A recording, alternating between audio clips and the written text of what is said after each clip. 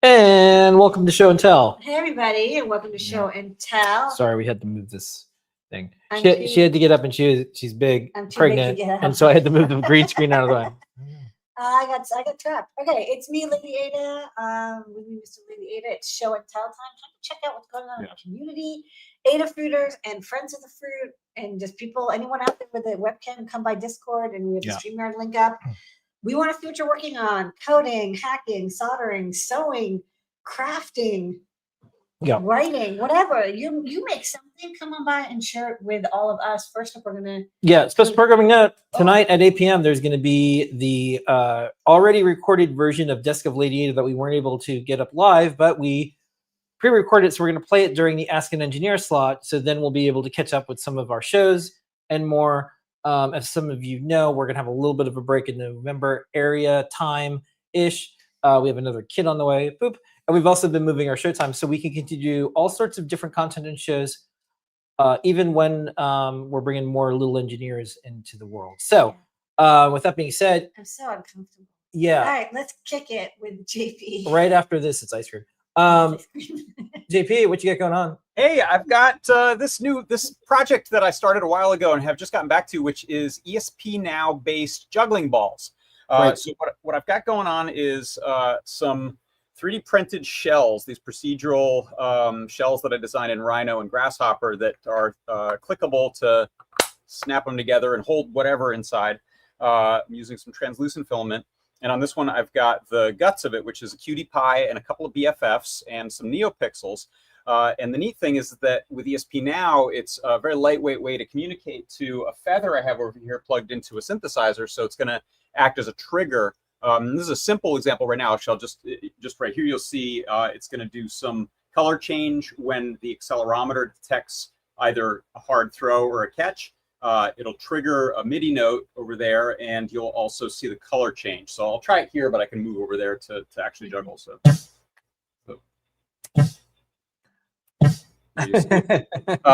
It'll be cooler when I have 3 of them, but on this view, I've just got a couple regular juggling bean bags, and the lighting is a little better over here. Yes. Okay, let's do it. All right, this is the Adafruit. This is going to be like the Adafruit fundraiser, the telethon that we're going to do. How long can JP juggle? So these are, I'm going to pop this open, and I'm going to talk about this more on the show tomorrow, but this is pretty neat because with fairly simple, pop this open here, fairly simple little soldering situation. I have a cutie pie, a Liz.3DH plugged in over I2C. I've got a battery BFF, and I have the NeoPixel BFF to make this fairly simple wiring for what is kind of a complex thing. And this is right there, the Cutie Pie ESP32 S3. I also have it, maybe this is the S2. I have it working with both of them so that it can pair up with my feather over here and then send the little signal. So this will be kind of a work in progress software wise, because now that I've got just this base of it working, I can do things like send my battery level back over here. I'm going to change this to be a TFF, a TFT display, so I can see things like battery level. We can also use this side as a lighting controller to send more complicated things over here. Right now, it's just going to be based on the accelerometer. So I think it'll be kind of a neat platform, and it also fills, I think, a specific need, which is juggling balls that are interactive are either kind of not so great, or they're really, really expensive if they can use like DMX wireless software and stuff like that. So I'm hoping this will be something that people who want to do these kinds of lighted interactive juggling ball projects will have to use in the future. So yeah, the reason that we were like, let's do this project is, whenever I talk to people about, or like historically, I've talked to people about doing like interactive video or whatever, like in an event, and they're like, oh, the Wi-Fi sucks. Yes. So you can't use Wi-Fi. Right. And Bluetooth is already really flaky. And so, historically, well, you can use an RFM module because it's like at least on Wi-Fi. But ESP-NOW is kind of interesting because it's like UDP over 2.4 gigahertz. So you basically get the speed and like the inexpensiveness of the ESP platform, but you don't have to do like the access point connectivity and like Yeah. it has a lot less issue with disconnect and latency because there's no like access points. Right. It's so lightweight. Yeah. The data and no it, like, overhead. Yeah. yeah. I also think it's really easy to put this stuff together now because we're using CircuitPython. You can use strings, and then that makes moving data around. And then you could do like I don't know what are we calling like file formats that are more than just like text, rich media, rich media. Like you could do things like put your own sounds on it, and then on the interwebs. I'm looking at them right now, but there's these glass half screen balls that play like picture frame or video. So like we're getting really close to having video versions of those too. Like it's getting closer and closer and closer. So it's really neat that you have everything set up, and as the tech gets better, we'll have higher resolutions. But I like the little flump, yeah, and it'll be fun to do stuff like long exposure photography with it, or longer so you get light air and stuff like those. Yeah. Interesting stuff. All right. Okay, cool. Cool. Well, everyone can tune in tomorrow at JP's workshop. Yeah, come on by. Thanks. All right. Okay, we got lots of folks, so we're gonna keep on moving. Hey, Brent, what you got going on? All right. John's always got good projects to follow up with. Yeah. The last few weeks, I guess we've been working on displays in WhipperSnapper, which is our no-code IoT firmware. So like now this is just in development. So we have some e-ink displays up here. So like that's for the mag tag. We also have TFT displays. So like this is for the Adafruit like feather wings, or the feather wing as well as like the feather TFT and the reverse TFT. And then this is the display that we use on the Funhouse. So we're going to be able to write to like displays on using WhipperSnapper without programming, which is really cool. And we're doing this through the new Adafruit IO action system, which uses this Blockly. So you like drag and drop. And we have a bunch of tutorials for it right now. And we have a bunch of tutorials coming out soon too. So I've been working on just like quickly this week because I'm getting back to work this week. Like a little like status bar for both like the TFT and the like the e-ink displays as well. And there's also like a splash screen that happens, which is nice, and like the icons, and then your IO username sits in the left-hand corner, so you know like there's a bunch of teachers using Adafruit IO for WhipperSnapper right now, and I'm like, oh, maybe it would be good if the username sits in the edge because they might have a bunch of different devices. That's a good idea. Running different sensors. Like someone's running 6 sensors right now, or 6 nodes, and I'm like, oh, it'd be cool if they all had a screen on them and they could identify which students' screen. So using this, I want to get this. This is almost ready for release. Guessing next week. Lauren and I are firming it up, and then it'll be out. Really cool thing that I learned is there's a great repository of fonts called Font Awesome. Yeah, with all the icons. All the web people really love it, but you can select like the font. You can actually download them as an SVG. Yeah. And then if you use image to CPP, which we've used before for Adafruit graphics, there's a really good web version of it too. And you can just bring in the SVG, and then you tell it, oh, it's on e-ink, so it's transparent. You invert it, so you're drawing black, and then you just can generate the bitmap from it. Handy. Which is like really, really handy. You can just go between. Can you document this, because this is like such a good idea for a project? Yeah, it's nice. We have that like Java one, Lemore, that's sitting in the Adafruit GFX, but this is just like I can't actually run that 20 level. years old. This is way better. Yeah, I mean, but I think the combo of Font Awesome, FVG, and then bitmap, I think like that workflow is going to be like, it's going to make it easier for people to add graphics. I don't think it has to be a long guide, but I think it would. I think people would really appreciate if you just document like, here's the settings, just to make it like work. Sure, could even be a playground. Yeah. I was struggling to like A, find fonts, and then B, find something that renders them well enough. And like I'm using thin fonts on the e-ink just because it's like I want the status bar to be like very thin and not noticeable. I was talking to Lauren about it, but like the actual, if you like, these are 16 by 16, but if you blow them up, like there's a lot of really nice detail on them. Yeah. So I'll document that. This is great. I'm getting let's see. I'm getting a history vibe. So back when mobile devices first started coming along, I was in design world, and we were like, okay, what are we gonna do with fonts? Because everything looked terrible, and it was embedding vector versions of a bitmap inside of Macromedia Flash to display, pretty Gosh. good looking stuff. And it was like font conversion and all that. But I remember there was like a course in the fonts that we had like pixel sharpness fonts that you wanted to do for little tiny things, and then larger fonts for graphics. And I did see my books in that settlement, so I think I get $2,000. I had a whole Nice. yeah, Or 82 cents. or 82 cents. Anyways, yeah, it's cool because I had a whole thing on like how to convert fonts for a mobile device.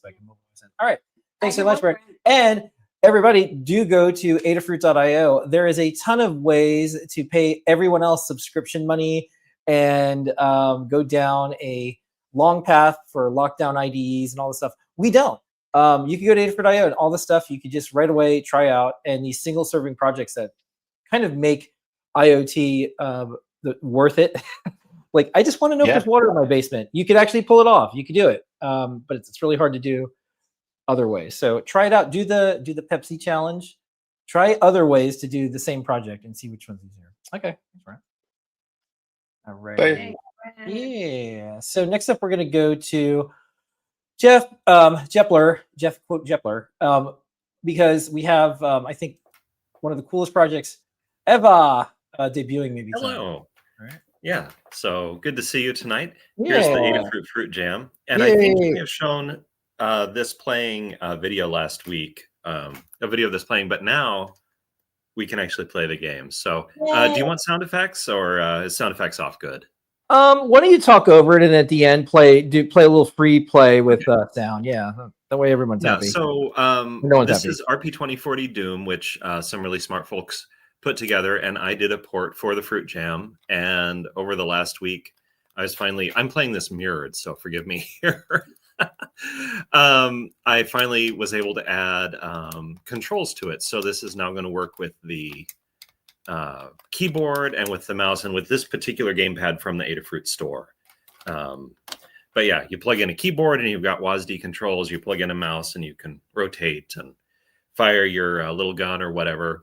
And it's just the Doom experience on the Adafruit Fruit Jam. So yeah, what was excited. that like during the port? Did you have any hints or tips, or like, here it was hard, here it was easy? So, I mean, the original one was made for VGA, and so the biggest single problem was getting that to work with the digital video out on the Fruit Jam. And the single most useful hint was from you, which is there's plenty of RAM. Don't do something sophisticated. Do something dumb. I love them. On the original, they didn't quite have room for the whole frame buffer in 16-bit density, and that was creating problems. But we have double the RAM on this compared to the 2040, and so yeah, that there's a little glitchiness because it's a hack here in the status bar and at the end of level statistics. But hey, what do you want? This is free to download. The shareware episode is free. I'll drop a link in the Discord so everybody can try it. And it is fast. Yeah, it's perfectly fluid. I think we're running, the video mode runs 62 hertz. I don't know how fast we're refreshing, but it looks good. It looks great. It looks just like it did in 1990, whatever, when I was playing this in my room instead of going to college. That's my story. I remember I went to a boy's house. He wanted to impress me. Ooh, check it out. yeah. Yeah, I had a girlfriend and I wanted her to be interested in Doom, but it just didn't work out in the long run. It worked out for this guy. So I think, because there's a lot of noise just in the world right now. So this is an open source retro game player that does so much more. This is just one of the many things. You can run Mac Classic on it. You can run Doom on it. Yeah. So I think for the folks who are like, if you're in the play date for like that like handheld experience with like that very like kind of, I'd say almost like this could be in a store polished thing, that experience, play dates around. If you want to make your own retro computer, this is kind of like the closest thing I think to being able to make even old computers. So there's so many emulators and we have stuff. Yeah. So yeah, it's just fun because the old computers, like we have some of them in the Adafruit Museum, but they're fragile. Getting them to work with modern stuff is really hard. And a lot of it just doesn't work anymore. So This is Yeah, the way. and this is little, and you can just put your project on it and Yeah. get it out when And you if want it to play breaks, with it's it. like not the end of the Great. world. It's like not $10,000 that it should have been in a museum or something. All right, Yeah. cool. I Cool, mean, great work. anyway, yeah. So I will drop a link to this. You can download it and put it on your Fruit Jam, and I think somebody else is going to write up a more guide with a few more details because Yes. it's pretty sparse. But yeah, here's the goods. It works and it's real. And Yeah, no, thanks it's to the gonna people work who out. did RP 2040 Doom that I could build on it. Yeah. Open source. We're gonna write a guide and stuff, and Liz is also gonna do a release where there's a UFG ready to download because artifacts get deleted from GitHub. But for now, people can just download the artifacts for sure. Yeah. Awesome. All right. Great work. This is so awesome. I'm so happy. Thank you. Nicely Thanks done. for Yeah, letting me work on it. put another feather in your cap. Bringing You can do that. bringing classic Mac to Fruit Jam, and then bringing Doom to Fruit Jam. Good work. Yep, we'll do at least one more emulator, I think. So Yeah. I'll tune back in a couple weeks, a month. I don't know. We'll see. Okay. Yeah, and then the idea for some of this was what can we do with these monoliths in all of our homes that are now just displaying garbage? We could make That'd be art great. out of them. Like Liz had the Atari music generator, and I Mhm. think we're That was a revisiting great right now. project. Yeah, like in the 60s, 70s, it's like, well, the TVs came along. We're like, what are we gonna do this thing when it's off? It's like, well, maybe it could be a piece of art. And I think now more than ever, it'd be nice to have a big piece of art in all of our rooms that make music too. Okay. All Nice right. job. Everyone's excited to see you, Jeff. Yeah. All right. Jeff, Liz. So next up, we are going to go to Liz. Speaking of Liz, how you doing? Hey, so as you said, I had the Fruit Jam video music project last week, and it has evolved into an enclosure. But when I designed the enclosure, I felt like it needed something more to make it look nice and retro. So looking at all the old enclosures, including the Atari video music, it had the like fake wood paneling on it. So Yeah. I decided to add it to here. So I cut out this piece of wood veneer with the Cricut. Out of Fusion, you can get a DXF file and then bring that into the Cricut like design space and then cut it. And then I felt like it needed like just a little bit more. So I decided to do wood inlay on this side and the side of the Fruit Jam. It does logo. look like, a past future that never happened. It's like this is Yeah.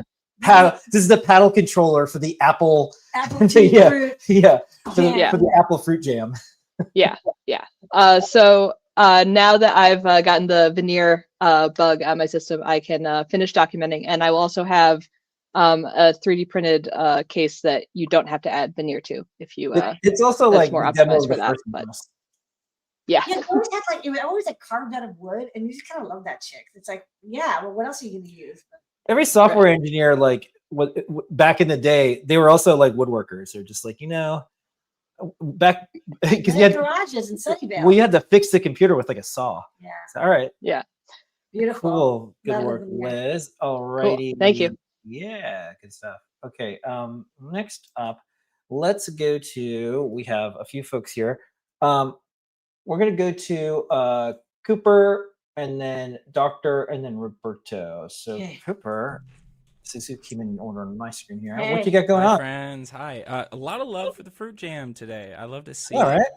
right. I gotta say, I'm not gonna be on the same level as Jeff here. That's incredible. Yeah, but we all started somewhere, and we all can end up like Jeff if you. Mix it up. Exactly.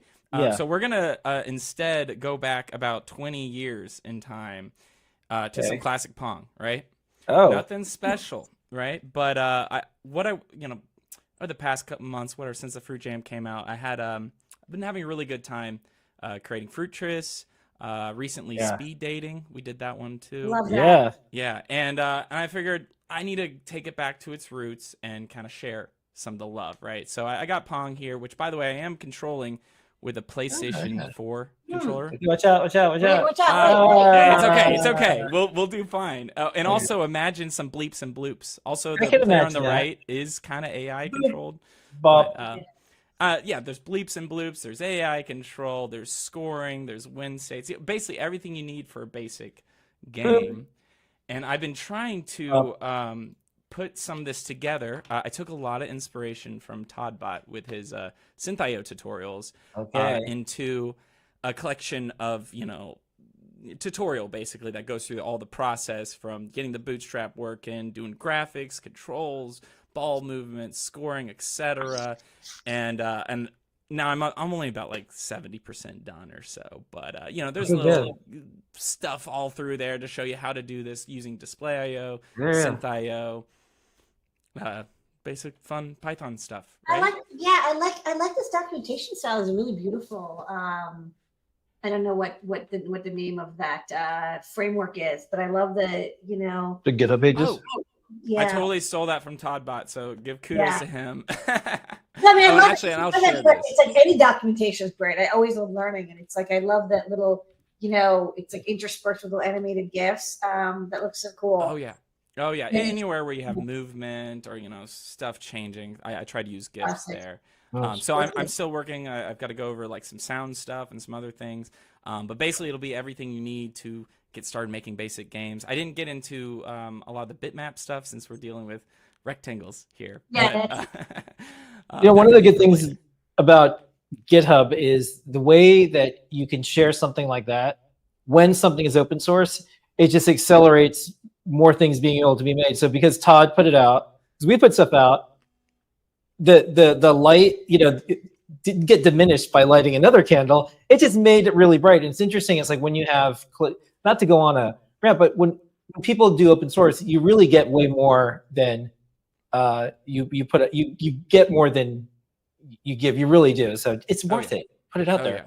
Big so over here. Yeah, folks will fork it. They'll be able to do stuff, but you always know you're not wasting your time because you can do stuff with it too, which is nice. Yeah, so I just felt like these utilities within CircuitPython were getting relatively stable as far as the libraries and stuff involved. Yeah. So it was about time to really get into documentation. So I hope this little stepping stone will help along the way. We have like our version of DOS that we can like build stuff on top of now. It's like, okay, like let's build games on top of this stable Python OS. Okay, cool. Yeah. We'll keep coming back. Good project. Thank you so much. All right, we're going to go to Doctor. I got to play that Snake Dating game. Yeah. Oh, and we had someone else show up too. So we're going to go to Doctor, and then we're going to go to Roberto, and then we'll go to David.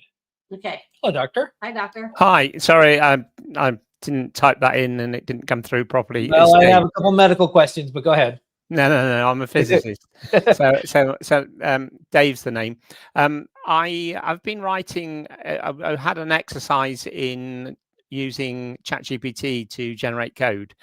40 years ago, I started life as a fourth programmer, and I loved it. And I was using microcontrollers, and it was brilliant. And I avoided all pies until I'd retired. So I've now retired, and of course I've started buying like it's going out of fashion. And I wanted to resurrect Forth. And about 40 years ago, I wrote Forth in C so that I could access the libraries. And exactly the same philosophy or idea happened this time. I wanted to write Forth in Python so that I could access all the libraries. And I didn't want to do it because it was going to take too long. So I actually got AI to do it, and it works really well. And if I just type, I don't know whether you can see this on the screen now. If I can type Control D in the, so I've got one of these, one of your geeks, 2450 geeks. And this is let's type in here, and this is Forth working. So this is all written in Python. And the nice thing is that I can actually write Python code and import it into the Forth environment. So here I've added a function called ×3, which is multiplies by 3 and adds the word into the Forth vocabulary. So I can type 6, 5, 3 star. I can't see where it is. That's really cool. And so do you remember enough? So you're just like writing in Forth, and you're like, let's see what happens in Python, and vice versa. Or you're like, oh, let me take some Python stuff and see if I get further that I could just using Forth alone. Well, one of the things that I wanted to do was to actually interface to the obviously the pin library. So I can write. I don't know whether you know anything about Python, but you basically write code and extend the word set.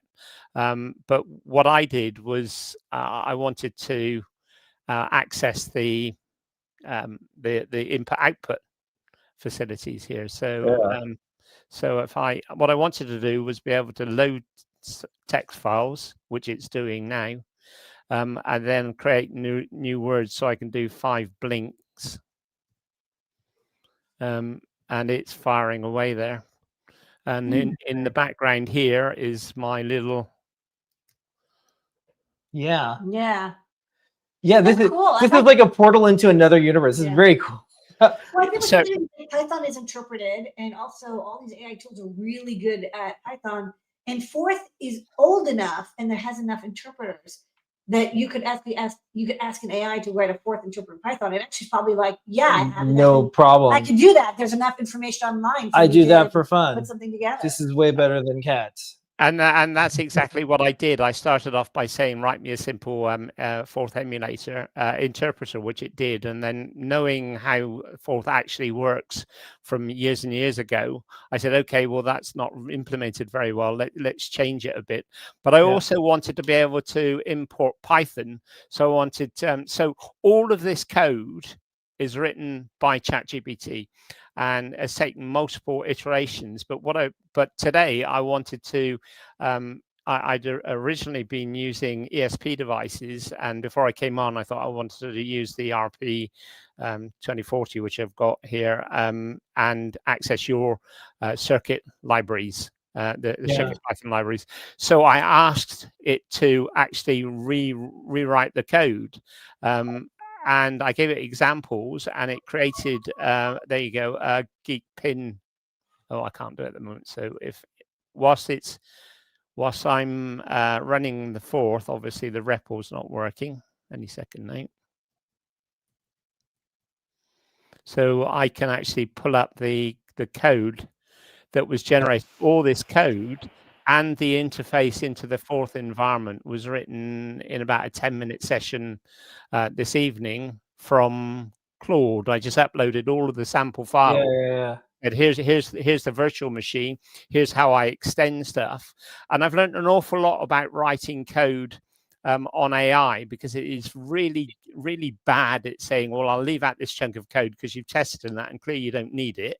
Yeah. And then you go back and, why did you leave that code out? I said, we didn't need it. We've tested it. You want the full script. I asked you for the full script.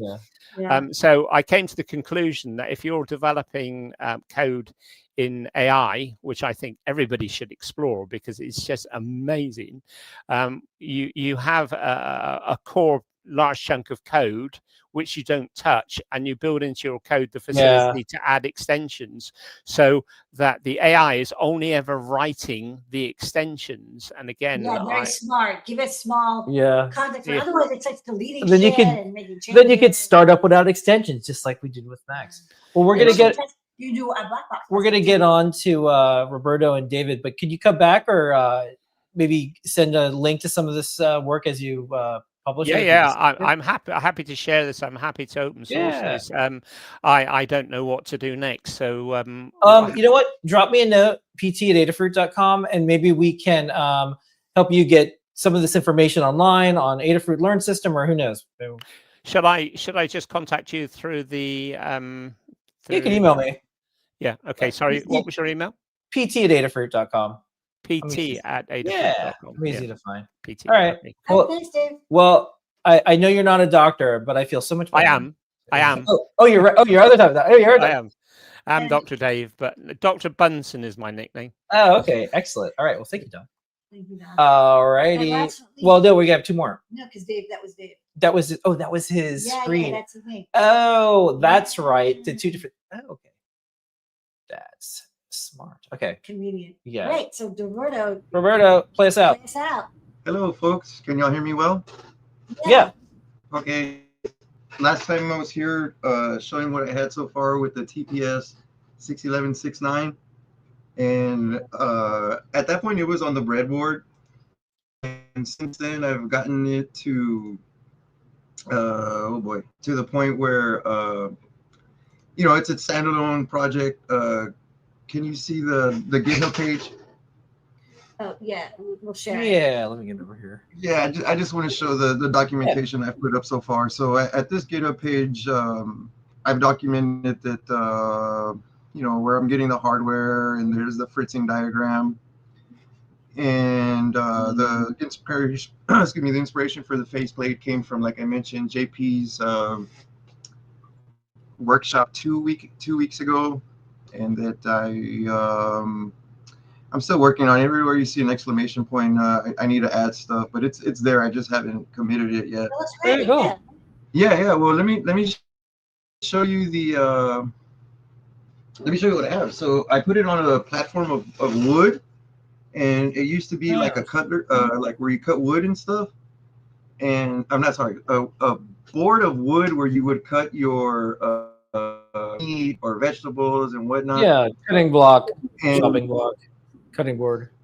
so for charging it, excuse me, the last time I was here, I had it going just off of a battery, but I wanted it to be rechargeable, and I started off with the Feather Huzzah, but I didn't need the Wi-Fi, so I was looking for something like a Feather that doesn't have radio, and I'm like going through the things I have, and I put aside a bag, and I was like, wait a minute, what was that? And it was a trinket with the LiPo backpack, and that's exactly what I needed for this project. Just just that, just the ability to charge it. And then I was like, okay, well, now that it has a little bit of brains, I may as well add the potentiometer that hooks up to the PWM pin on the TPS 61169. And then I did a very small Arduino sketch. It's linked in the GitHub page. And so now you can like turn it up, turn it down, dim it or dim it down with that button. And it has two modes. It has the on mode and an off mode. It looks so great. Good. Yeah, I needed that. Extra touches that you added, really, I like dimming it. Yeah. Yeah. Yeah. And to the two gentlemen before me that mentioned AI for their coding, I had no idea what the duty cycle is in the documentation you'll have in the Learn system concerning that PWM pin on the TPS 61169. And I put in my documentation, I have the prompt that I put up, like, hey, how would I do this if I have no idea how to do it? And the code that it gave me worked. And last little bit, I don't want to take too much time because I know y'all are over by 3 minutes. But on account of the Pro Trinket doesn't have a serial output, and I didn't want to connect FTDI at that point, I just said, okay, maybe let's just try it. And it worked. Yeah. So, yeah, code generated by artificial intelligence worked on this project. One of the neat things to do that we do is we watch folks able to get their projects done. We put the open source code out there. We didn't know what was going to happen, but the code that you're using in the AI was trained on Lemoore's code. So when Lemoore uses these things, he says, pretend you're me and write code like me. And it uses our code. And it's really neat to watch because like that's one of the good side effects. It's unusual because there's not many Lemoore's, but 2,000 open source repos have a bunch of giant computers train on it and write a bunch of good code. It does work together in a neat way, but we need more people to write more code. So thank you for showing and sharing your projects and sharing. Y'all are far out. Thank you for having me. Yeah, I love you, making Diego. robot friends this week. I love y'all. I love everyone. Have a good night. Shout out to Diego. Yay! Shout out to ChatGPT or whoever helped Roberto. Yeah. Make this great project. Making robot friends. Okay, everybody, thanks so much for coming by. We're here every single week, 7:30 p.m. Eastern Standard Time. We're going to keep doing show and tell even as we change some of our show times and more. We have some fun stuff coming out this week. You'll probably see it all across the socials, so tune in and more. And we'll see everybody. The latest, I mean, this is unbelievable stuff. Cutting edge. Yeah, where else can you see someone saying how great it is to work with a computer in this type of way? It's not a anti this or anti that. It's working together. So can you say how cool is there's something like for show and tell, someone who was writing forth and probably with using punch cards 40 years ago to now it's so cool. Typing into an AI saying, write me So code the cool. way I want to do it, and it pops out. I feel what like an amazing bridge of time. I mean, it's 40 years. I know It's there's nothing, I know but there's things that are gonna get settled out with copyrights and trademarks and all sorts of things on how these things are trained or whatever. All that being said, it is nice that some human knowledge of this like programming forth, like it's not going away. It's in there somewhere and we can use it for so there's gonna be so many interesting things that we're gonna use all this stuff over again. But Yeah, now we you can know, finally get it. Remember like a few years ago, there was this like, oh, we're running out of COBOL programmers. We don't really need Yeah. COBOL We don't have programmers. helium. Yeah. That's the other one. Okay. All right. We'll see everybody later. Thanks for coming in and seeing this little freeze frame of time. See everybody next week. Thanks, everybody. Happy New Year. Bye-bye.